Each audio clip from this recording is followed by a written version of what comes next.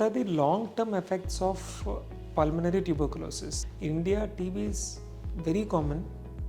We treat a lot of people for active tuberculosis, but what happens to them in the long term after we treat them for tuberculosis? Can they still have any problem? It is actually true that many people after being treated for tuberculosis can still have persisting long-term lung issues. So what are all these? One is something called as fibrosis. So whenever a person has severe pulmonary TB or there is a delay in diagnosis and therapy, even though the TB infection is cleared, on the lungs there can be certain scars, that is called as post-TB fibrosis. If it is affecting a small part of the lung, then the person will not have symptoms. But if it affects a larger part of the lung, the person can have persistent cough and some breathlessness. That is called as post-TB fibrosis. Second is something called as TOPD, post-TB obstructive lung disease.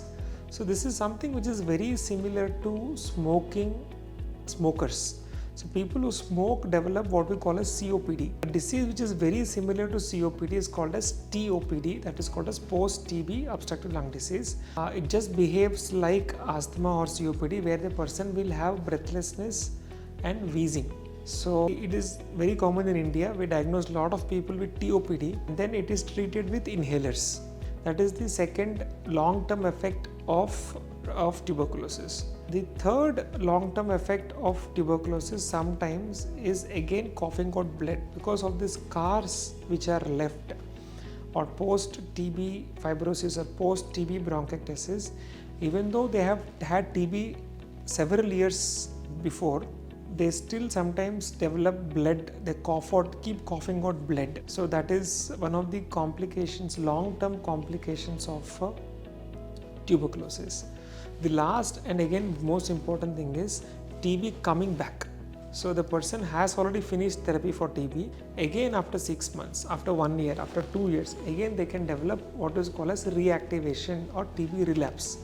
It is said that if we treat 100 people correctly, 2 of the 100 can develop TB relapse.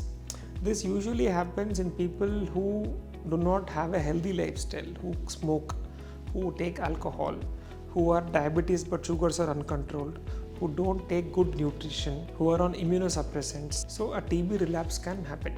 So after a person is treated for TB, it is imperative that we follow them for at least 2 years to check whether the person is developing any TB relapse or any long-term complications of tuberculosis.